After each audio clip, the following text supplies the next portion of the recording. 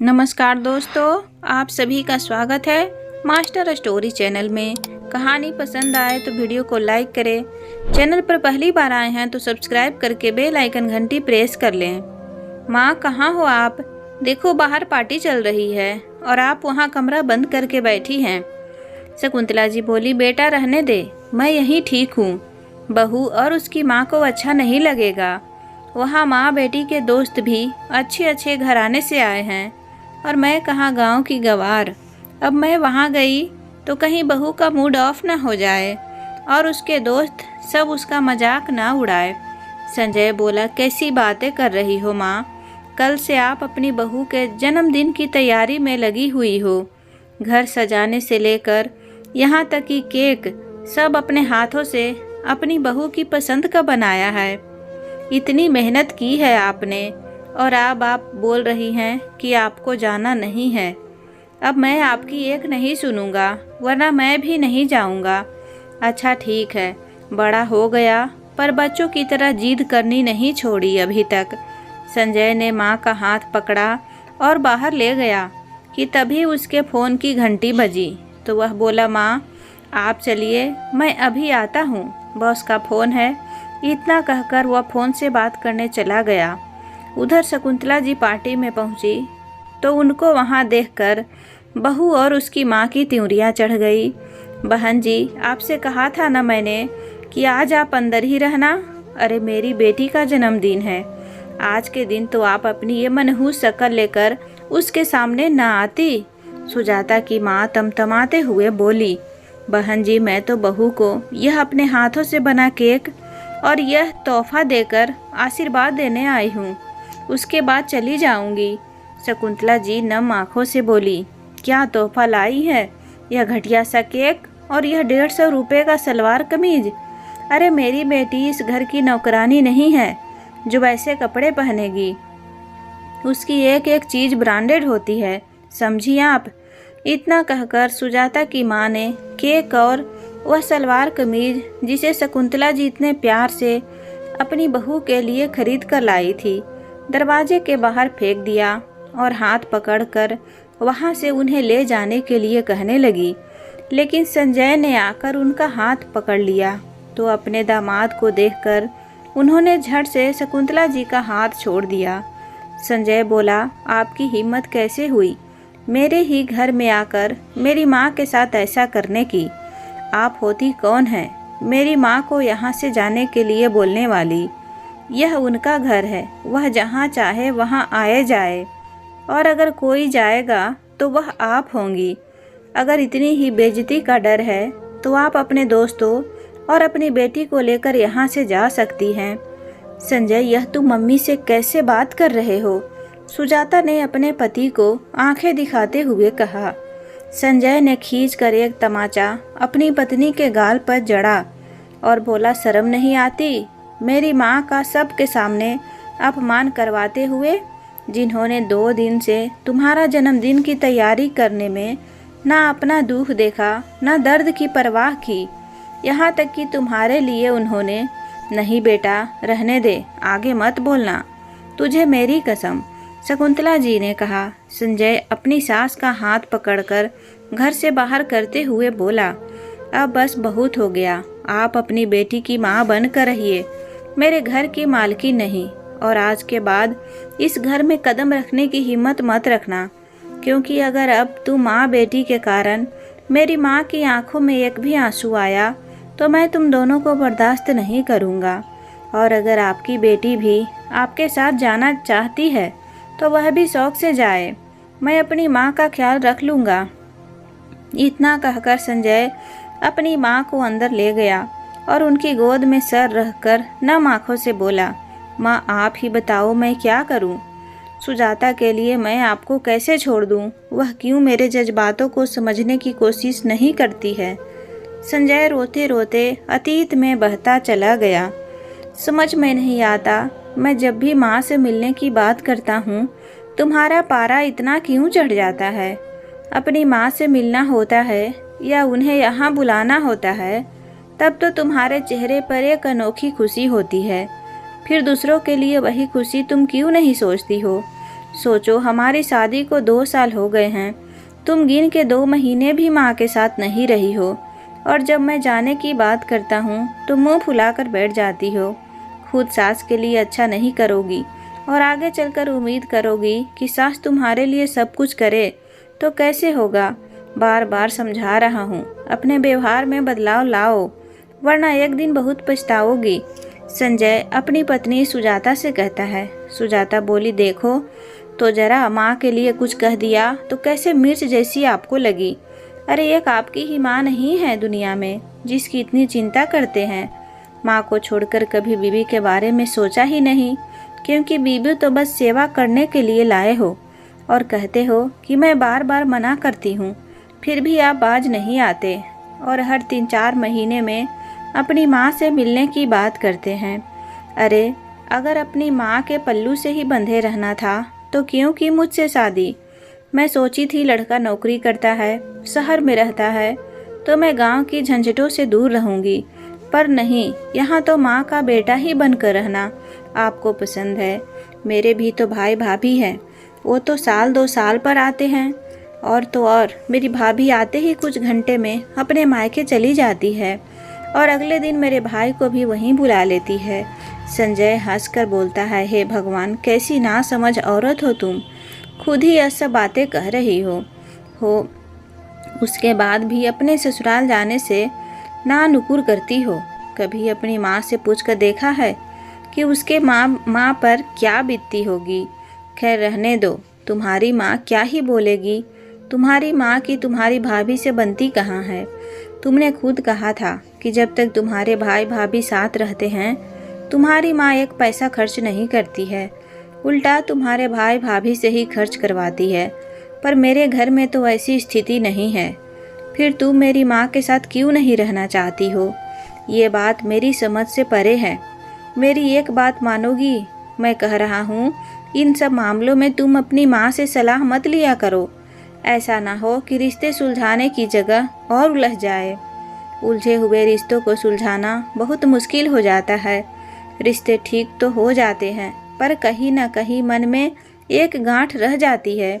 सुजाता बोली, ठीक है, इस बार आपके कहने पर छुट्टी तो जा रही हूँ, पर हर बार की तरह अपनी माँ में ही चिपके मत रहना। और खबरदार, जो उनको यहाँ लाने की जिद की, पता चला हर बार आप कहते हैं और वो मना कर देती है। कहीं इस बार अगर उन्होंने हाँ कर दी तो क्या होगा, सोचा है। मैं अपने घर में आज़ादी से रहना चाहती हूँ। सास नाम का जहर मुझे मेरे घर में नहीं चाहिए। ऊपर से हर वक्त वो कुछ न कुछ फरमाइश करती हैं, कुछ न कुछ काम मुझे देती ही रहती है। एक पल को भी मुझे चैन नहीं मिलता। तो जाने से पहले ही तय करके जाओ कि आखिर करना क्या है। संजय बोला, तुम भी वही करती हो। बाबूजी के गुजरे हुए 2 साल से ऊपर हो गए। सालों से माँ गांव में ही रह रही है और हम यहाँ शहर में रह रहे हैं। उसे भी तो शौक होता है कि अपने बेटे बहू के साथ कुछ पल बिताए, और वहाँ गांव में हर वक्त किसी न किसी को मदद के लिए बुलाना पड़ता है। क्या अच्छा लगता है बार बार किसी से मदद लेना। अगर गांव वालों ने कह दिया कि अपना बेटा शहर में है, उसे क्यों नहीं बुला लेती, तो बताओ माँ क्या जवाब देगी। सुजाता बोली, ठीक है, जा रहे हैं तो मिलिए माँ के साथ, वक्त बिताइए, पर ध्यान रखिएगा, अगर मुझ पर से नज़र हटी तो मैं नाराज़ हो जाऊंगी। फिर मत कहना कि नाराज़ क्यों हो गई हो। सुजाता की इस बात पर संजय हंसने लगा। मन में सोचने लगा, सारी औरतों का एक ही हाल है, बस यही चाहती है कि पति उसके पल्लू से बंधा रहे और चारों तरफ घूमता रहे। और जाने की तैयारी करने लगा। 2 दिन बाद दोनों गांव पहुँचे। बेटे बहू को देखकर शकुंतला जी बहुत खुश हुई। बेटे बहू के आने से पहले ही उन्होंने बेटे के लिए कढ़ी चावल और भरवा भिंडी बना कर रखी थी। वहीं बहू के लिए दाल भर की पूड़ी और खीर भी बनाई थी। संजय सुजाता को इशारा करते हुए बोला, देखी, तुम्हें और मेरी माँ में यही फर्क है। तुम्हारे आने की खुशी में उन्होंने 56 भोग बनाए, और तुम हो कि यहाँ आने से पहले ही उनके लिए गलत सोचने लगी। कई बार इंसान मन की बात सामने वाले को कहता नहीं है और उसकी सुनता नहीं है, तो रिश्ते उलझते ही चले जाते हैं। जरूरी तो नहीं हर सास की तरह तुम्हारी सास भी बुरी ही हो। अब चलो माँ का थोड़ा हाथ बटाओ। सुजाता मदद करने लगी और सब ने एक साथ मिलकर खाना खाया। 2 दिन बाद संजय बोला, माँ मैं वहाँ जब तक रहता हूँ आपकी चिंता में ही डूबा रहता हूँ। आप हमारे साथ क्यों नहीं चलती हैं? वैसे भी पापा का पेंशन अब लेने के लिए दफ्तर या पोस्ट ऑफिस जाना नहीं पड़ेगा, वो आपके अकाउंट में अपने आप आ जाएगा। चलो ना माँ, सब साथ में रहते हैं। बेटे के बार बार कहने पर शकुंतला जी बोली, ठीक है, मैं तेरी बात मान लेती हूँ और तेरे साथ चलती हूँ, पर बीच बीच में यहाँ भी तो आना पड़ेगा। संजय माँ की बात सुनकर खुश हो गया और बोला, हाँ हाँ, आपका जब मर्जी हो यहाँ चले आना। वहीं सुजाता गुस्से में अंदर ही अंदर उबल रही थी। हफ्ते भर बाद शकुंतला जी बेटे बहू के साथ शहर पहुँच गई। कुछ दिन तो बहुत अच्छा लगा। शकुंतला जी बैठी नहीं रह सकती थी तो बहू की कुछ न कुछ मदद करती रहती थी या फिर नई नई चीज़ बहू को सिखाती थी। सबसे बड़ी बात, माँ के आने से संजय बहुत निश्चिंत रहता था। दफ्तर जाने से पहले और दफ्तर आने के बाद सबसे पहले वो माँ के पास जाता। इस बात से सुजाता अंदर ही अंदर उबल रही थी और हर दिन यही सोचती कि आखिर मेरी सास कब जाएगी। करीब 4 महीने बीते होंगे। एक दिन सुबह में शकुंतला जी बेटे को आवाज़ लगाई और बोली, बेटा संजय, ज़रा इधर तो आना, मेरा एक काम कर दोगे? संजय बोला, हाँ हाँ माँ, क्यों नहीं, बताओ ना क्या काम है। रसोई में काम करती सुजाता बुदबुदा रही थी, हाँ हाँ, बुला लो बेटे को और भेज दो फिर से बाजार। पैसे तो पेड़ पर उगते हैं, जब से आई है जीना हराम करके रखा है। पल भर का भी सुकून नहीं है, कभी चाय तो कभी पानी, और कुछ नहीं तो दवा के बहाने ही अपने आगे पीछे लट्टू की तरह अपने ही चारों तरफ नचाती रहती है। कल मेरा जन्मदिन है, कल का दिन भी उनकी सेवा में ही बीत जाएगा। इसीलिए मैं नहीं चाहती थी कि ये बुढ़िया मेरे घर पर आए। ना जाने कब मेरा पीछा इनसे छूटेगा। दुनिया में कितने भी बूढ़े आए दिन मरते हैं, पर ये ना जाने क्या खाकर आई है जो मरती ही नहीं है। कितना मन था मेरा, सुबह नए कपड़े पहनकर मंदिर जाऊंगी, शाम में इनके साथ मॉल घूमूंगी, पिज़्ज़ा खाऊंगी और कॉफ़ी हाउस जाऊंगी, खूब मस्ती करूंगी। पर यहाँ तो सीन ही उल्टा है। इनकी वजह से मैं बाहर भी नहीं जा सकती। बाहर जाने का नाम लो तो कहती है बाहर का खाना मुझे हजम नहीं होता। अरे अगर इतनी ही दिक्कत थी तो क्यों नहीं रही गांव में। बेटे का काम तो बोलना था, पर नहीं, यहाँ तो झोला उठाई और साथ आ गई। सुजाता रसोई में जलती रह गई और संजय माँ से बात करके ऑफिस भी चला गया। संजय को घर में न पाकर सुजाता और गुस्से में आग बबूला हो गई और बुदबुदाने लगी, ये देखो, जाने से पहले मिलकर भी नहीं गए कि हाँ मैं जा रहा हूँ। माँ आई नहीं कि बीबी को एक किनारे कर दिया। कितना मतलबी है ये इंसान, आने दो। पूरे दिन सुजाता मन ही मन सास को जली कटी सुनाती रही। शकुंतला जी ने जब आवाज़ लगाई तो सुजाता बोली, हाँ बोलिए मम्मी जी, क्या काम है? मैं फ्री नहीं हूँ, जो बोलना है जल्दी बोलिए। पूरा दिन आपके ही काम में बीत जाता है, अपने लिए तो मुझे वक्त ही नहीं मिलता है। शकुंतला जी बोली, बहू एक कप चाय पिला दो। सुजाता रसोई में गई और बोली, थोड़ा सा आराम करने जाती हूँ कि इन्हें कोई न कोई काम याद आ जाता है और आवाज़ लगाती हैं, अब देखो इन्हें चाय चाहिए। जैसे सुजाता चाय देने गई, शकुंतला जी बोली, बहू 2 पल बैठ तो जाओ। सुजाता मुंह बनाते हुए बोली, मम्मी जी आपको क्या लगता है, क्या घर में कोई काम नहीं है? मम्मी जी मेरे नसीब में बैठना कहाँ लिखा है, मेरी आज़ादी मेरे अपने ने ही लूट ली। इतना कहकर फिर वह वहाँ से चली गई। पूरे दिन उसने शकुंतला जी से ना अच्छे से बात की, ना 2 पल उनके साथ बैठी। उसके चेहरे से उसकी नाराज़गी साफ साफ झलक रही थी। उसका चेहरा आज की तरह जल रहा था। करीब 8 बजे संजय जब दफ्तर से लौटा तो सबसे पहले माँ के कमरे में गया, जैसा कि वो रोज़ाना करता था।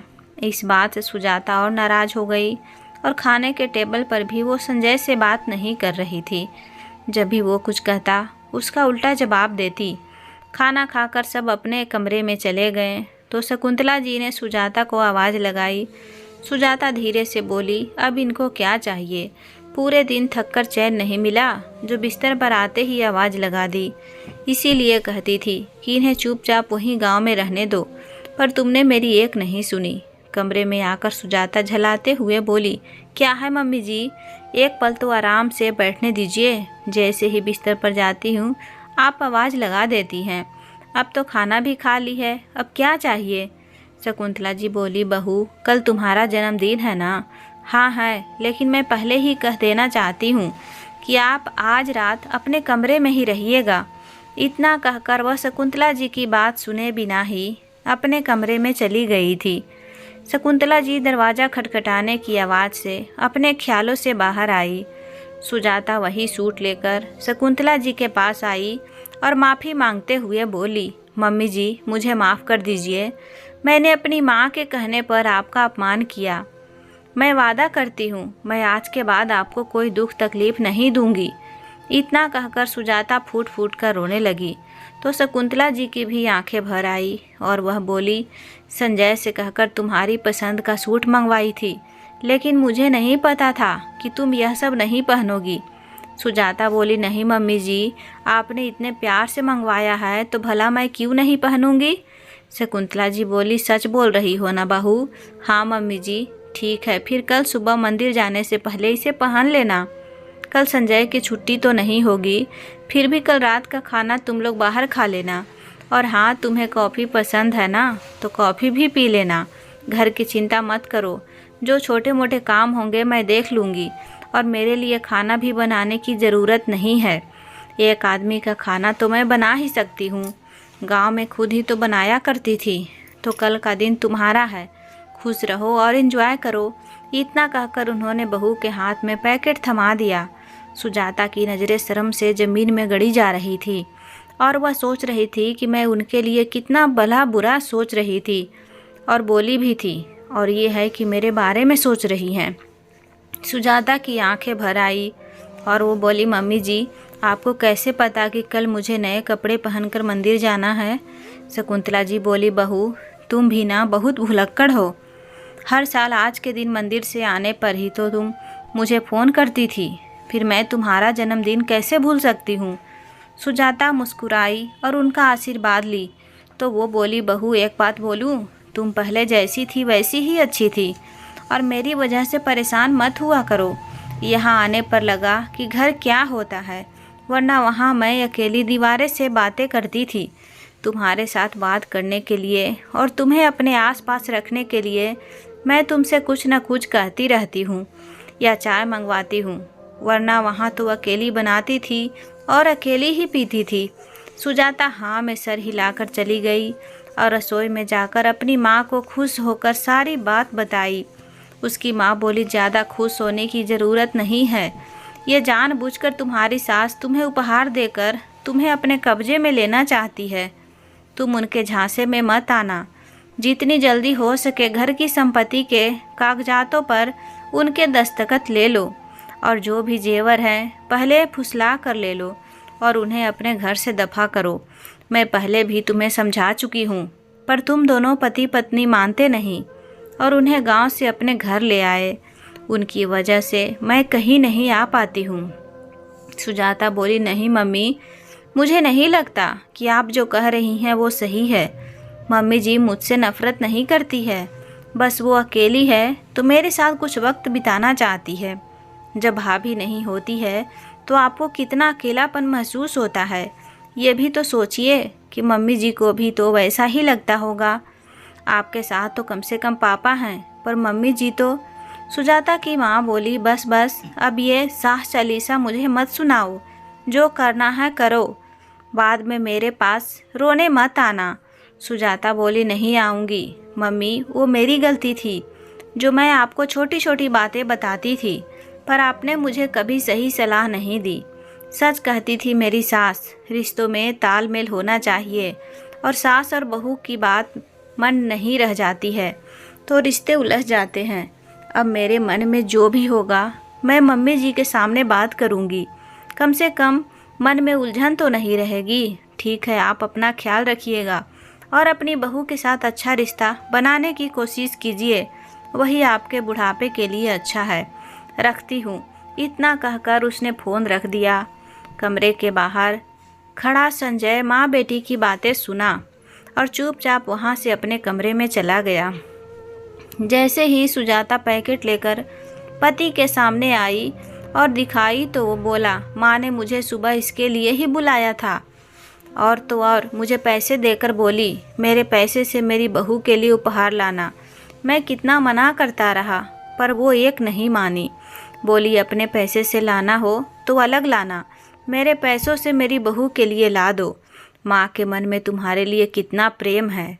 और एक तुम हो, जब से माँ आई है तुमने सीधे मुंह उनसे बात तक नहीं की, 2 पल उनके साथ बैठी नहीं हो, उल्टा मेरे सामने उनके लिए उलट पुलट करती हो। सोचो मुझे कितनी तकलीफ़ होती है। मैं सोच रहा हूँ 2 दिन बाद माँ को गांव ही छोड़ आऊँगा। यहाँ लाकर उनका अपमान करना ये भी तो अच्छा नहीं लगता। सुजाता बोली, नहीं संजय, मुझे माफ़ कर दीजिए, मेरी गलती थी जो मैं छोटी छोटी बातों के लिए अपनी माँ से सलाह मांगती थी। आज के बाद मैं आपको शिकायत का एक मौका नहीं दूंगी। मम्मी जी कहीं नहीं जाएंगी, वो अपने बेटे बहू के साथ इसी घर में रहेंगी। मैं समझ नहीं पा रही थी कि आखिर वो मुझे बार बार छोटे छोटे कामों के लिए अपने पास क्यों बुलाती थी। वह मुझे अपने पास रखना चाहती थी, अपने अकेलेपन को दूर करने के लिए। मैं बुद्धू जो समझ ही नहीं पाई। संजय, कल जब हम बाहर घूमने चलेंगे तो मम्मी जी को भी ले चलेंगे, उनके लिए खाना बनाकर डब्बे में ले चलूँगी, इसी बहाने हम सब साथ चलेंगे।